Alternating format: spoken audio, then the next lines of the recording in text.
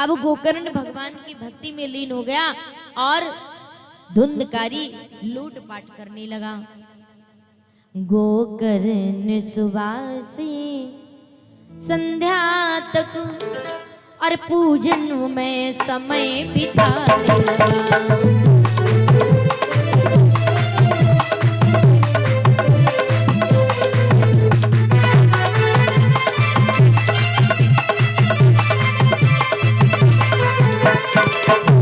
गोकर्ण सुबह से संध्या तक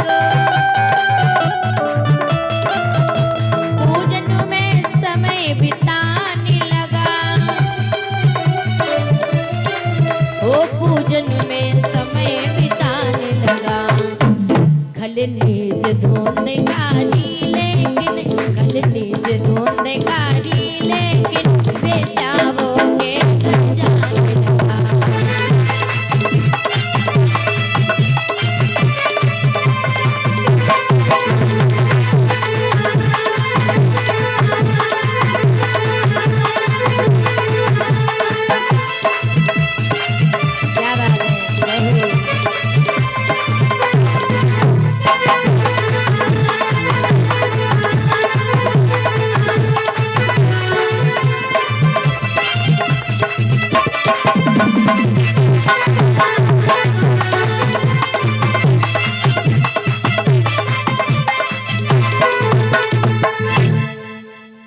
दोनों का मार्ग अलग, भक्ति और दूसरा भाई जो बड़ा है धुंधकारी वो गलत मार्ग पे चलने लगा। और कहते हैं प्यारे गलत मार्ग पर ये चलने लगा कि दूसरों के घर से चोरी करता है। अपने घर से पहले चोरी करी, अपने घर से धन उठाया और अपने घर से धन को उठा करके महाराज जैसे ही वेश्याओं के पास में एक दिन धन को लिए बैठा तो वेश्याओं ने धुंधकारी की ओर देखा। अच्छा, धुंधकारी को देख करके वेश्याओं का काम यही होता कि धन को एकत्रित करना। तो वही महाराज धुंधकारी को देखते ही वेश्या पहुंच गई धुंधकारी के पास। अब धुंधकारी के पास में पहुंच करके कहा, तुम बड़े धनी लग रहे हो। ऐसी बहुत सारी औरतें ऐसी होती हैं जो व्यक्ति दिखने में ठीक ठाक लगा ना तो पहुंच जाती उन्हीं के पास और वही करने लगती, फंसा करके काम निकल लाने के बाद में पहचानते नहीं।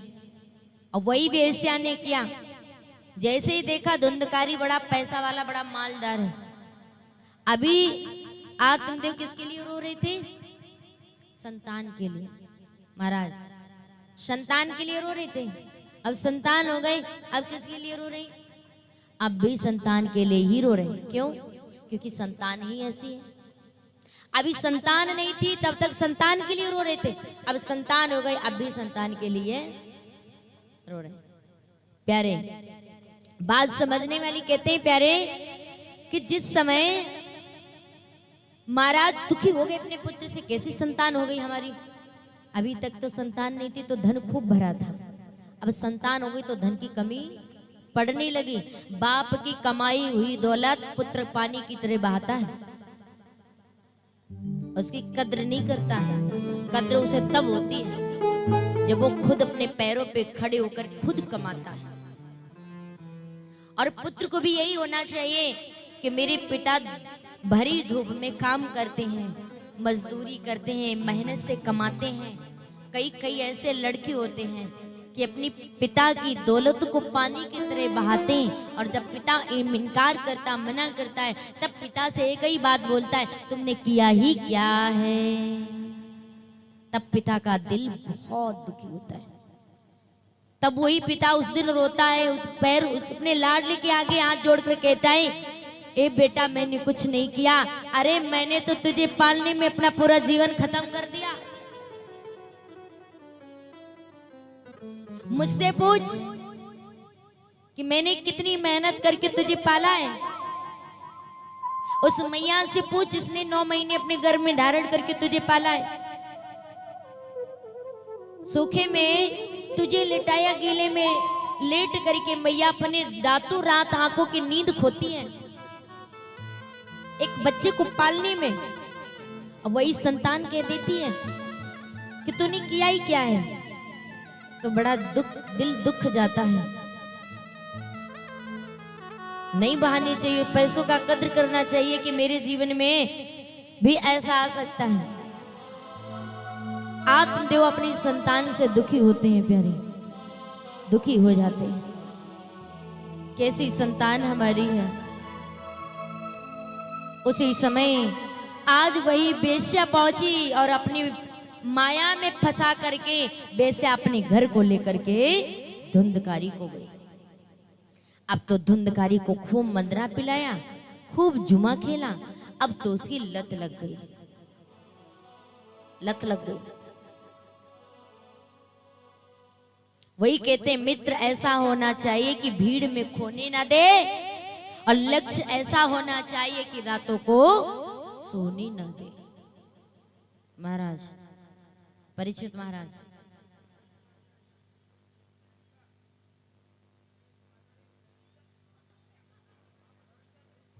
सत्य बात है।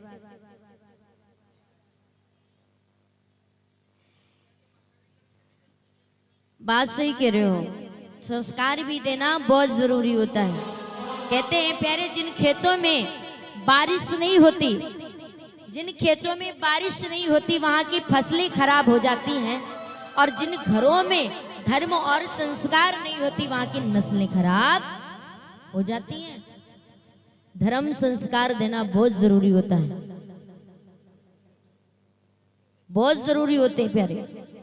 उसी समय कहते हैं क्या, आज वही खूब मंदरा पीकर वेश्याओं के बातों में खूब लूटपाट करने लगा, लूट लूट कर वेश्याओं को देता है, और जब मां नहीं देती है तो वही आज माता को कैसे पीटता है। डंडों से माँ की पूजा की, लातों से गुरु सत्कार किया।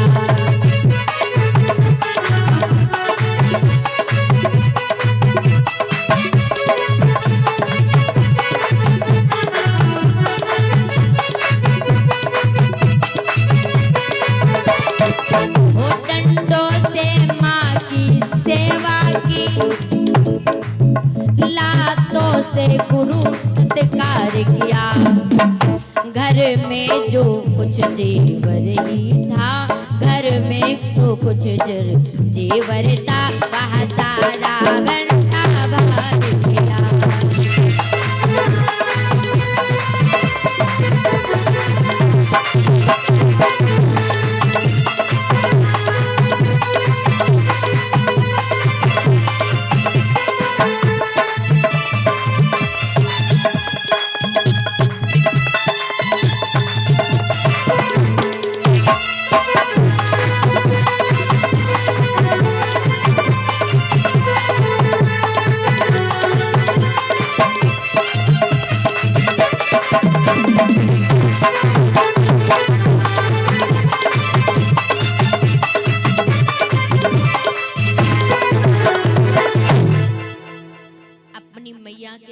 पहुंचा और मैया से कहा, जो भी तेरे पास धन हो मुझे दे दे। तो जैसे इतनी बात कही प्यारे, तो माता को अपनी लातों घूसों से मारा और कहा, जो तेरे पास हो दे। पिता ने कहा, बेटा मेरे पास कोई धन नहीं है। मैया ने कहा, जो भी था तेरे सामने था, तू लुटा कर आ गया। मैंने तुझे कितनी बार मना कि तू ऐसा अनर्थ काम ना कर, लेकिन तूने मेरी एक भी नहीं सुनी। अब मेरे पास कुछ नहीं है। अब आत्मदेव जी अपने पिता अपने पुत्र को देख करके दुखी होते हैं, दूसरी तरफ गोकर्ण को देख करके उतना सुख पाते हैं और अपने पुत्र को देख करके बहुत दुखी हो जाते हैं। कैसी संतान है हमारी। जब इतनी बात कही प्यारे, तो उसी समय महाराज आज गोकर्ण अपने पिता के पास में, आत्मदेव के पास में आए और पिताजी को समझाने लगे, पिताजी इसके चक्कर में मत पड़ो, इसके चक्कर में मत पड़ो, जाकर जंगल में अपना भजन करो। क्योंकि धुंधकारी तुम्हारा बेटा नहीं है, समझ लो कि किसी और का पुत्र है। जैसे हम किसी पड़ोसी के पुत्र को देख करके नजर अंदाज कर देते हैं, ऐसे ही समझ लो कि ये मेरा पुत्र नहीं है। क्योंकि जितना तुम देख कर दुखी होते हो, अरे तुम जाकर अपना वन में भगवान का भजन करो, छोड़ दो इसे। क्यों अपनी जिंदगी बर्बाद कर रहे हो इसके चक्कर में? ना तुम भजन कर पा रहे हो, ऐसी संतान है जो तुम्हें दुखी रखती है। जब पिता ज्यादा दुखी हो जाता है तब खुद अपने पुत्र का ये पैर स्पर्श करने लगता है। हे पुत्र, हम आज से तेरे पैर पकड़ रहा हूं, आज के बाद तेरी डेयरी पर कभी नहीं आऊंगा। जब दुखी दिल हो जाता है पिता का तो यही बोलता है और चला जाता है। गोकर्ण ने वही अपने पिता को समझाया कि पिताजी अब तुम भजन करो, मत ऐसा करो। समझ करके पिता कहने लगे तुम सही समझा रहे हो, यही बात हमसे बाबा ने, नारद बाबा ने समझाया था कि यही तुम्हारी उम्र है भजन करने की, तुम जाकर के भजन करो, इस माया में मुंह में ना पड़ो। लेकिन तुमने नहीं सुना, आज तू समझा रहा है तो मैं अवश्य ही वन को चला जाऊं। इतनी बात कही प्यारे, तो उसी समय आज वहां से आत्मदेव चलने लगते हैं। जैसे ही आगे बढ़े और जाकर जंगल में आज भगवान का भजन करने लगे। कहते ना प्यारे,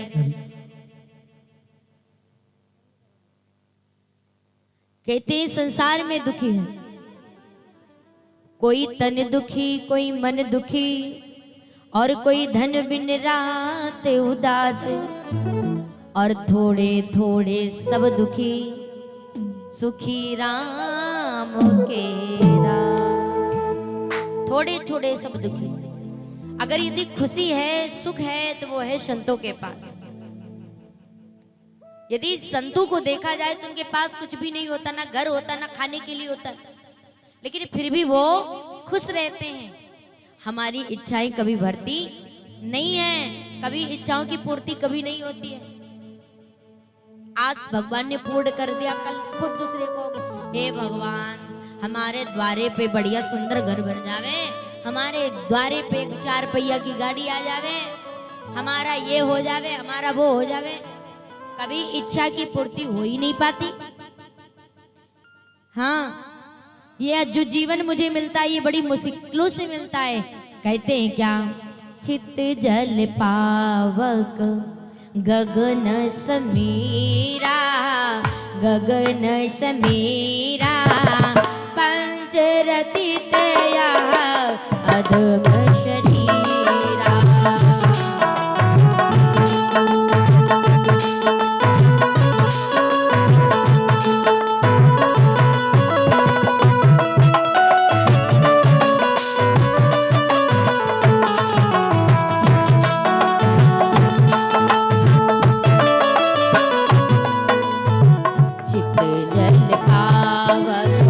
गगन समीरा, गगन समीरा, पंच रचित